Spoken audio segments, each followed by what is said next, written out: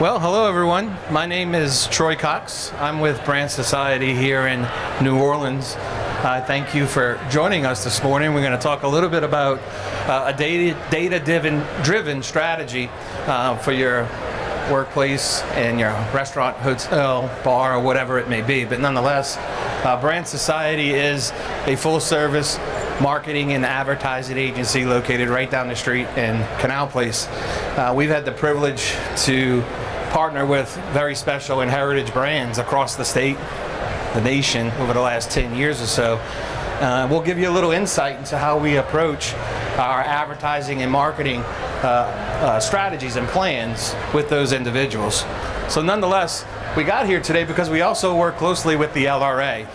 When things like their SIF program, registration for this event, so a lot of digital type advertising we've helped Wendy and the group with to get you here today. So nonetheless, thank you. Put your hand up anytime if you want to ask a question, or if you feel like I'm being a little weird with the data, just absolutely put your hand up and we'll try to figure it out together, right? So let's get started right at the top. Why is a data-driven strategy awesome, right? So we think it's awesome because it helps inform your marketing plan, and it's based on metrics. So when you have an advertising agency like Brand Society, or if you have an advertising partner, I would encourage you to make sure you always start here. Who is our customer? What are their habits, right? What do they like to do? What do they do when they go to the places they like to attend, and so on and so forth. All that data is captured these days through various platforms. I'm going to show you a few examples of those platforms. It's not an endorsement of those, it's just some of the ones that we use. Which leads me to element number two. When you use these platforms, you're eliminating all sorts of guesswork relative to your consumers' behavior. Say what you want about the digital world, a lot of positives, certainly a lot of negatives, but if you have your location finder on, we could do a lot to figure out what you're up to, right? And today's going to be a little bit about that. We can achieve and set realistic goals through this data, understanding what the data set is like, and what the opportunities are relative to those behaviors. And then I think the most important thing you'll do, and it's sort of where we're in today, is things like influencer marketing, where you can be very strategic with one-on-one conversations with brands, but how do you choose the right influencer? So today is all about suggestions on how I think and our firm would approach a marketing plan for a restaurant space. We're going to start with what we call a messaging matrix. So as we get this data, there's a matrix that we like to use to show you a plan towards accurately communicating. And then the two tools I'll mention are two very different ones, and ones we use quite a bit at Brand Society. One's called Placer. That's where we get a lot of the data from. And the other one's called Tagger, and that's where we can find out about a lot of influencer behavior. Your POS system may glean this sort of data. Again, this is not saying these two are the ones you have to use. There are a variety of options out there that will allow you to get through a plan based on today's presentation. And I'm happy to talk about that after if you'd like some recommendations. So this is a pretty cool matrix that I think everyone building a marketing plan should start with, and how data can make this real boring chart a cornerstone of driving revenue for you.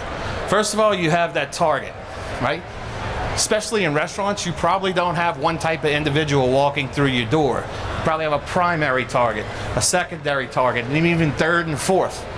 You need to understand who they are. You would probably have some good intuition about those individuals, but we're going to plug some of those folks into that Placer software, and I'm going to show you what it spits back to you. Once we know who that target is, we go back to that research and behavior to understand the things that they like to engage with.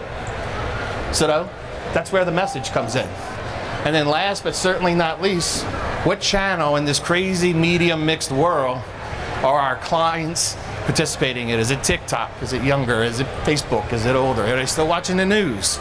So all these sorts of things, the who, what, when, and where, are very important to establish before you do anything.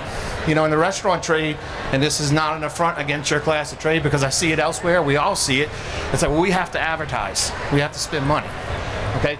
Before you do any of that, if you approach this strategy this way, using data mining, you could be a lot more comfortable about answering to your bosses or to your bottom line, if you're a business owner, about how you're spending your money, and do it with confidence. So we'll start with this first tool. It's a market analytics platform.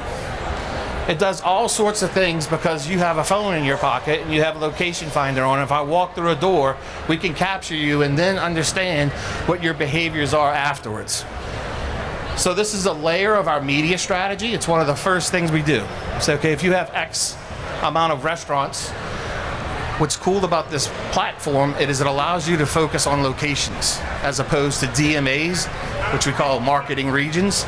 So you can get very specific to store locations to assess performance. And I'm going to show you some graphs that support the data and that dive into customer preferences to allow us to optimize our campaigns to maximize our return, right? And then you can also measure impacts of promotion through store traffic versus last year, and so on and so forth.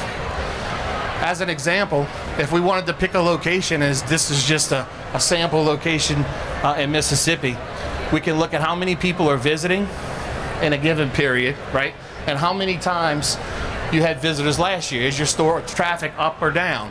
So if you have say you have 40 locations or even 15 locations, this will give us intuition into things that could be a reflection of what's really happening in your financials. So if store traffic is down and sales are down, okay, very top line, we have an issue. Nonetheless, we can look at frequency and we can look at where folks are coming from. So as far as direct marketing goes, we can get down to the zip code relative to where we're pulling most of our business, right? Pretty interesting. We can also look at where we're losing customers. So if you have a location in a community and you used to do really well in that top right where it's yellow and now all of a sudden it turns to red, we can optimize our digital programs to make sure that we're advertising in that area with a message that's based on behavior that we found out through our research, which is what we'll talk about next. We can understand what your customer household income looks like, right? That data is always layered over what's provided to us by the census. So you can get a real idea of who your customer is relative to the type of household they have and their lifestyle. This gets into ethnicity. But ultimately what it allows us to do is build what's called personas, right? So targeting personas is then what leads us to go out and say, okay, where are we gonna go buy our media?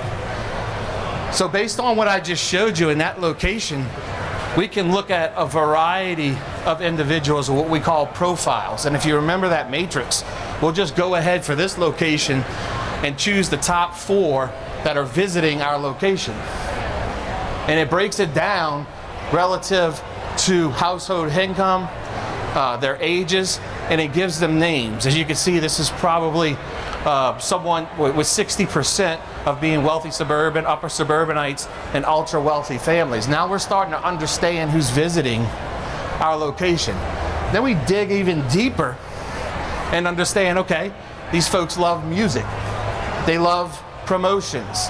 So that particular target could have some sort of direct call to action because they're looking for an appetizer for free when they buy an entree. So it gets real strategic all the way down to tactical when we plan or when you plan with your partner.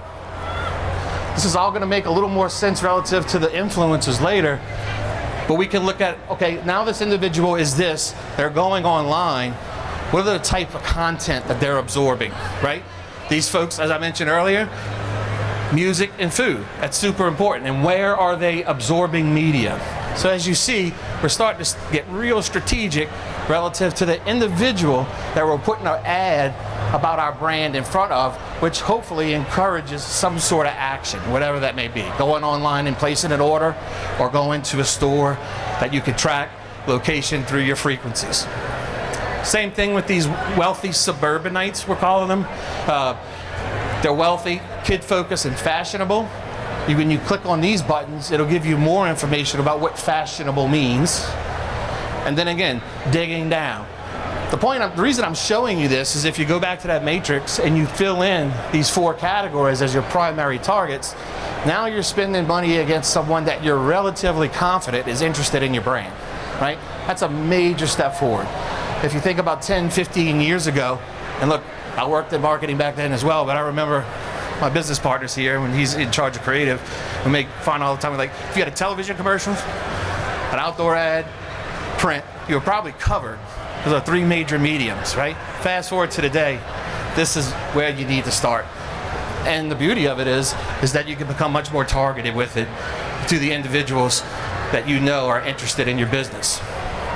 You can also do pretty cool competitor analysis. So sometimes what we'll do is we'll say, okay, we're trying to sell pizza on the Florida Gulf Coast, but there's 3 other pizza places that people are ordering from as well. How are we really doing against them?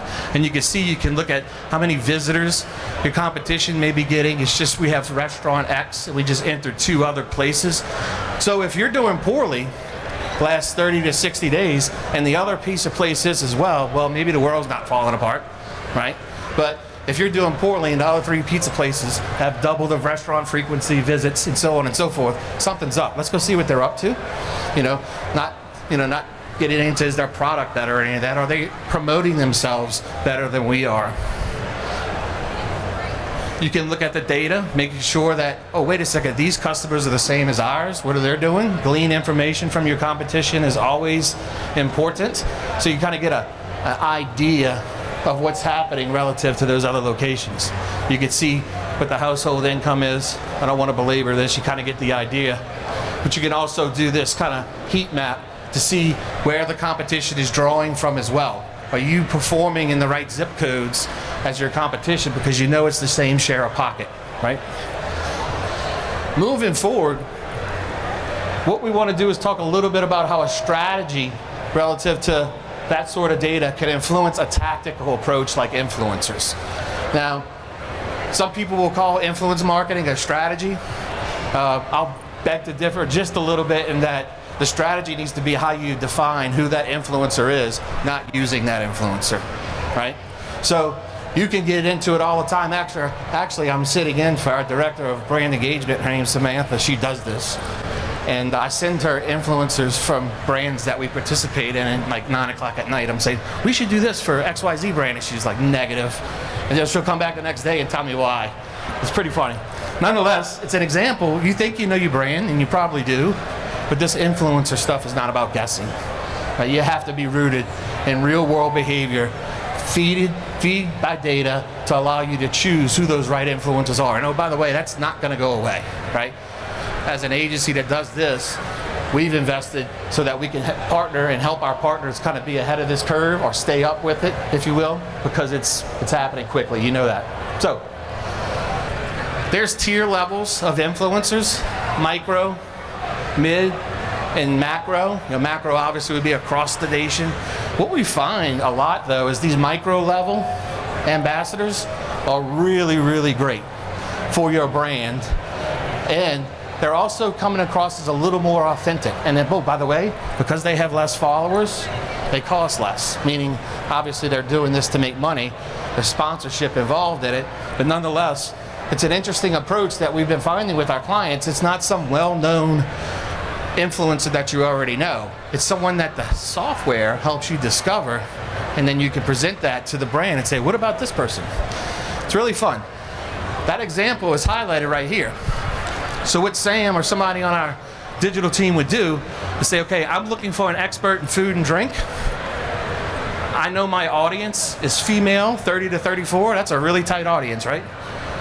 And my location is New York City. What these softwares will do, again, as you go through this process, whoever you partner with, ask these questions. How are you identifying who I'm going to work with? And they should be coming back to you with an approach like this, okay? Because what this yielded was 6 possible influencers that we can then go to the brand and say, this is what the software is telling us, and let's dig a little deeper. Let's talk about what platforms they're on and the estimated fee it would cost to engage them so that they can perform for us. So you start getting into some really cool metrics. Yes, ma'am? So you can just do a search for influencers? So this particular software, that software allows you to do it. Think it as a search engine for influencers, right? It's pretty cool. The reason I'm showing you this is as you all are developing your brand plans, these are the types of resources you're going to want at your disposal because it's a lot more informative relative to a strategy. So just keep that in mind. right? And again, there's other softwares. These are just the ones that we have confidence in after long reviews. So this individual, you can break down the platforms they're on all the way down to how much it would cost you, which is a really fun metric because when you spend money in traditional media, you always have what's called a CPM, right? It's cost per thousand. It gets very murky in a digital space, as you probably already know. But with these engagement fees, and as we look at demographics, what this does really nicely for you is give you the estimated value of that advertising. So if you were to go out and buy television or outdoor advertising, you know you would have to spend X amount of money to capture the same amount of impact, right, that you would using this influencer model. But it allows you to take that audience demographic that we pulled earlier from Placer and then put it into this software to get to some really cool spaces about we should or we could influence XYZ. As an example of how it works in the real world for us, we're doing this quite literally for all of our clients. They're either doing it already or in the process of planning for it. And we'll go back and say, here are the influencers per region, and here's why. And it's a really fun process. And then from there, you have an entire management kind of a system that you have to go through, right? So you have to engage with that influencer. It might be multiple ones. And that's just pure negotiation. That's what's different about it as well. We're not negotiating media with Outfront or Lamar. A lot of times it's an individual, especially with these micro influencers. But we have a philosophy. If they're authentic and they're doing a good job, let's be fair with one another, right? Because that will create loyalty between the brand and the influencer. Very interesting and developing and relatively new segment of marketing and advertising, but something that everyone most certainly is going to have to be dealing with if you want to participate at a level that, let's call them, big brands do. So we can look at engagement per cost. You can look at what type of content, this is important, what type of content that particular influencer is most adept to, number one, and what type of content performs best for that particular influencer. So you can direct them. It's more than just identifying who that particular influencer is. It's to have an actionable plan for them moving forward. What are they going to do for your brand and why, and then how are they going to do it? Is it through photography? Is it through something like a carousel ad, for example? Or all these other variety of mediums, tactics that you could see on a day-to-day basis. Reporting. I'm showing you this because another question you want to always ask as you get really into your digital marketing strategy and you're thinking about hiring a partner to help you with, or a vendor at an advertising agency, or if you're looking to build a department internally, questions you should be asking whomever that is how are you going to report on our activity as well, and how often is that reporting? Because what will happen in the digital space is you get all caught up in preparing and you press go, and if you're not looking back at least monthly, well, if any of this is working, then you're probably spinning your wheels a little bit. So what we're showing you here is kind of like the fully integrated circle. If you were to do this on your own or engage a partner, some of the key things that you need to be concerned about or making sure that you have in your plan. That's things like data mining. We looked at that. It's things like actionable plans on content. What are we going to do to identify that influencer, and then what is that influencer going to do for us? And then last but not least, reporting. If you have all those three things in your mind, and someone comes to you and presents a reasonable plan that fits within your strategy, and then you're probably doing things relatively the right way. We can get into all these sorts of things relative to what these influencers do for you and how much they cost, but you're probably wondering how much influencer marketing costs. It could be anywhere from $500 per engagement to $50,000 per engagement, right? So it's a lot, or it could be very little. But nonetheless, the power of data and investment in software companies like these that I showed you today can help you make very informed decisions. So how does this all come together? Generally what you do is develop some sort of campaign brief, right? So another just I guess, recommendation relative to how you're engaging your marketing processes is to outline your campaign brief to develop this influence engager strategy. What are the deliverables? What are we really trying to achieve here? And then you'll go through this discovery and content strategy using Placer, the data we showed you earlier, identifying who the opportunities are, and then really deciding on how you want to curate those relationships. And then there's the management factor. It's not just, hey, you're an influencer now for the brand. Thanks for putting this post up. We'll see you later.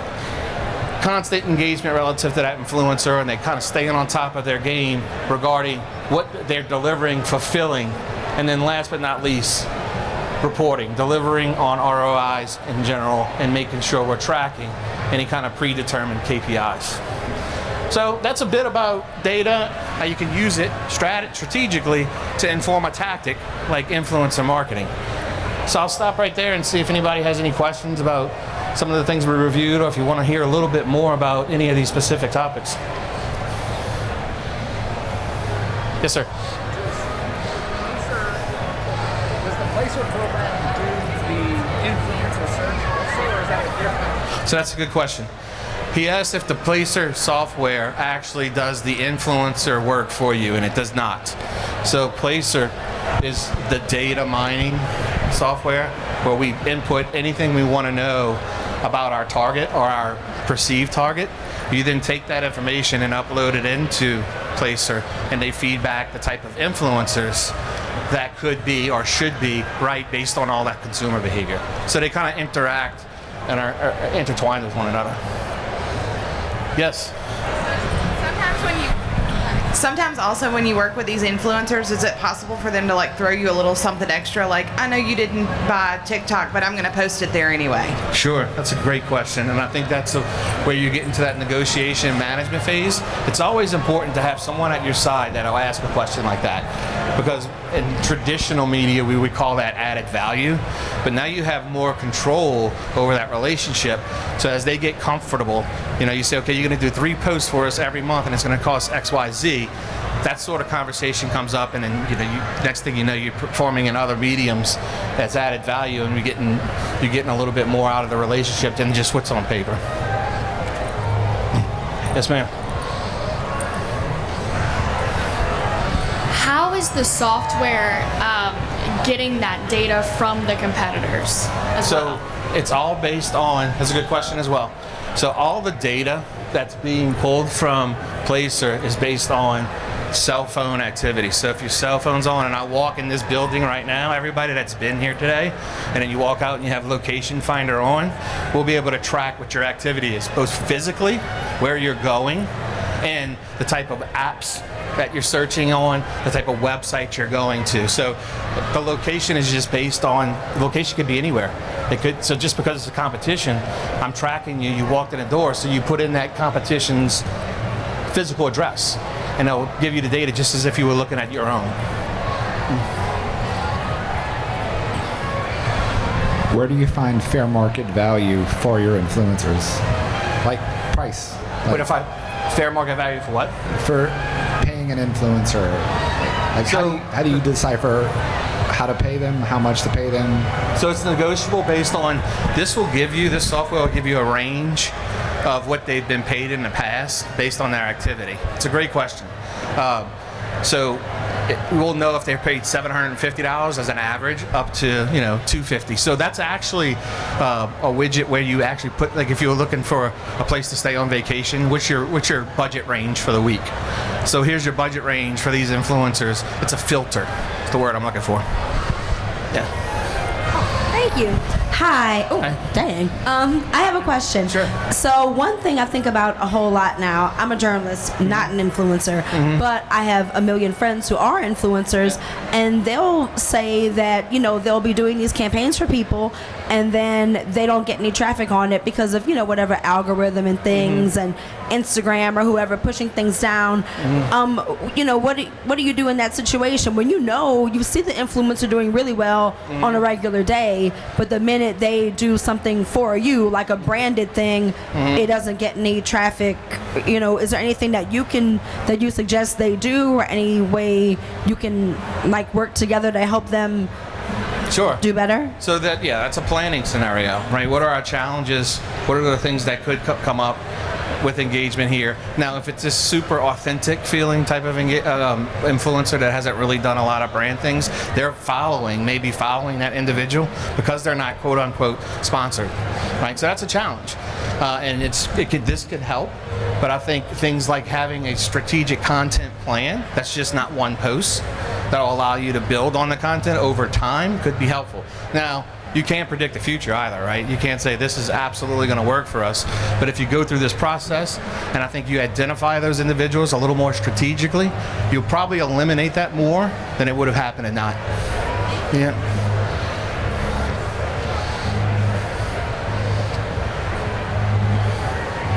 Any other questions? Awesome. Well, thank you all for joining us today.